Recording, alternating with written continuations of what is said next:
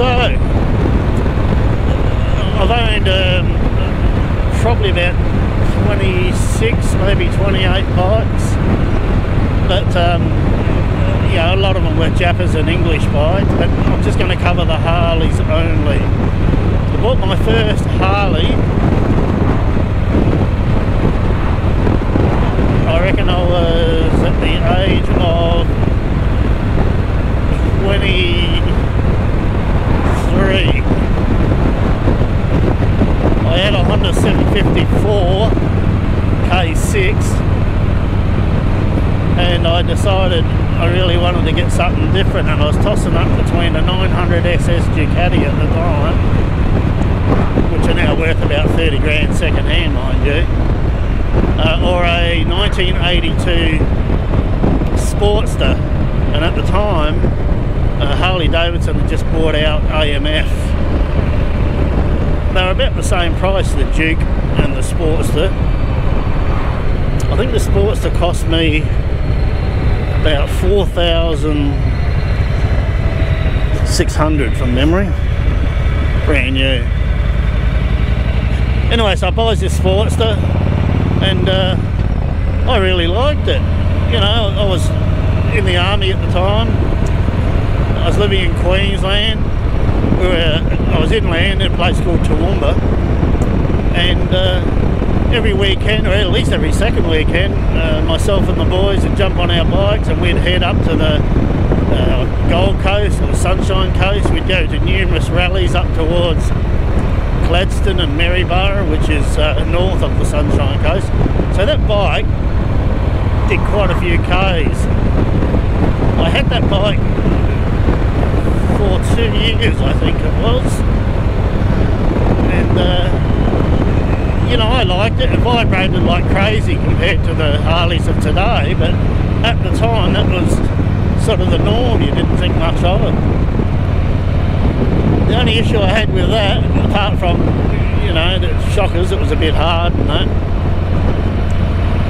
it used to burn oil, and I took it back under warranty and said to the guys, I said, oh, when I go up to Gladstone and things like that, which is about a 1,800 kilometre round trip, I said, I'm going through half a quart of oil, sometimes a bit more. And they said, oh, don't worry about it, that's normal. And I thought, oh geez, okay. So I did some research on it, and I found out that that model, that era, when they got around about 16 to 19,000 Ks on the clock, they started burning oil. They started, the valve guides in the head started to wear out. So, late 1984, I traded it in on a 1985 Y-Glide Evo. So the Y-Glide, yes, had that. I reckon I had that for about 7 years or so, and did 40,000 Ks on that. I really loved that bike. The only issue with the early Evos, which you have to watch, is where the front sprocket is, there's a big nut, and that was prone to coming loose, and then your front sprocket would move from side to side and could wear your spline out. So that happened to me. Basically, you just got to get it checked about every, you know, 25,000 Ks, 20,000 Ks. I did about 40,000 Ks on that bike, and that was probably the only Harley I've had where I got me money, or more than me money back on that one. I paid, I think it was $10,800 for that Y-Glide, and I got 15 grand back for that one. So I get rid of it, and then I got the 1995 Nostalgia. And if you remember back, the Nostalgias came in different colours for each year. They had the, I think the first one they called the Cow Glide, had the cowskin seat. They come in like a white. Then they came in a green. Mine was a charcoal, gunmetal grey and black. It came out in that year in '95. That was a nice bike. I had that for a few years. That then came with the small saddlebags. Had the high-low pipes. Had no issues with that bike. Vibrated a bit. Where are we going here? This is all new to me. Haven't been here for a while. Kersbrook Forest Reserve to the right.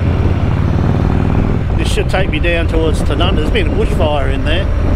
Look at it all.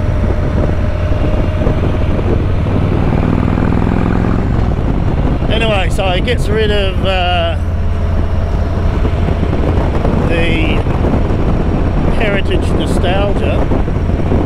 Hadn't done many Ks on that one, probably 10 or so, 10,000. And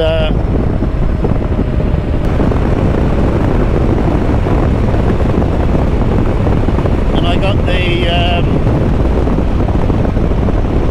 2008 Fat Boy and twin cams. I really loved that bike. That was really smooth compared to all the other Harleys I'd had, so it had a balanced crank. I had that for some time, put quite a few Ks up on that. I then bought a 2016 Breakout, still had the Fat Boy at that stage. And then in 2017 I traded the Fat Boy in on the 2017 Ultra.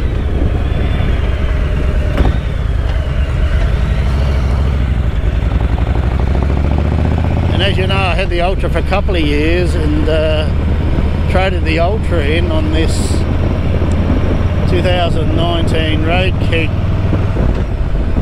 In 2018 I really liked the Deluxe.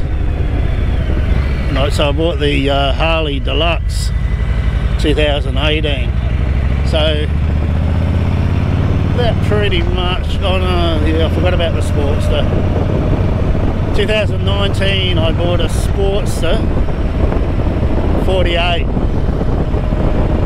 I got the 48, one, because I liked it, and I liked the forward controls and all the rest of it. And the other thing, I actually thought they were going to stop making them, but you know, I thought it might be a bit of a collector thing, but they didn't stop making them. Alright, that's a bit long-winded, but I love me Harleys, there's no doubt about that. So this is here in South Oz. Ride safe, everybody. I'll catch you soon. Goodbye.